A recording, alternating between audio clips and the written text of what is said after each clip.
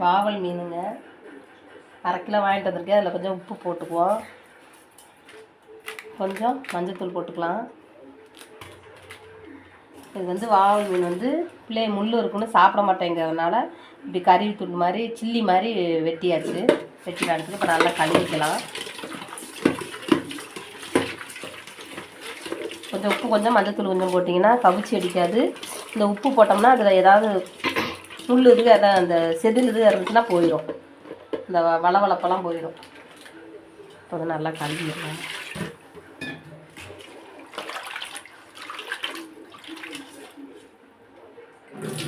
இந்த வளவளப்பு பூரா போயிடும். இந்த உப்பு கல்லுக்கு கவிச்சி அடிக்காமல் இருக்கிறது மஞ்சத்தூள்.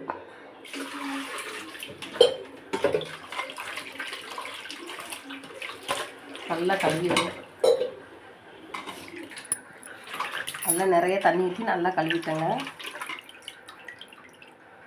பாத்திரத்தில் போட்டுடலாம். இது வந்துட்டேன் பாருங்க, நல்லா கழுவி எடுத்து வச்சுருக்குறேங்க. தண்ணியை ஃபுல்லாக வடிச்சிடலாம். இதுக்கு தேவையான பொருள் உப்பு போட்டுருவோம், மஞ்சத்தூள் கொஞ்சம் போட்டுடலாம், 1/4 ஸ்பூன் அளவாகவே போட்டுக்கலாம்.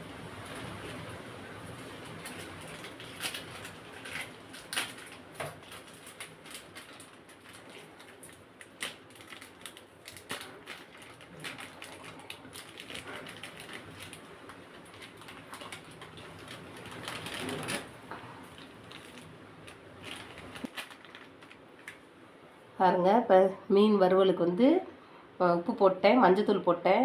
இப்போ வந்து 2 ஸ்பூன் அளவுக்கு இது மீன் வறுவல் பொடி போட்டிருக்கேன். இது வந்து காரம் பத்தாது, அதனால் தனி மிளகாத்தூள் கொஞ்சம் போட்டுக்கலாம்.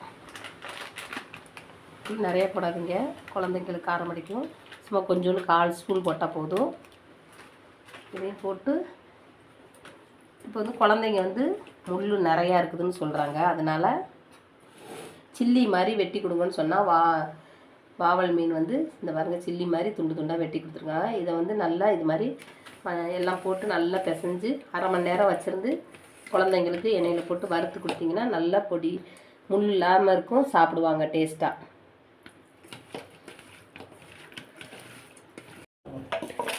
பாருங்கள், 1/2 மணி நேரம் நல்லா ஊறிடுச்சுங்க. வாவல் மீன் சில்லிங்க. இப்போ வந்து எண்ணெய் காஞ்சிருச்சு, எண்ணெயில் போட்டுருவோம்.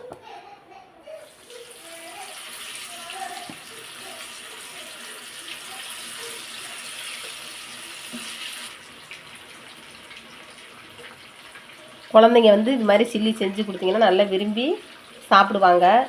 இதில் முள்ளெல்லாம் ஒன்றும் இருக்காது. இதே மாதிரி நீங்களும் உங்கள் குழந்தைகளுக்கு வாங்கி செஞ்சு கொடுங்க.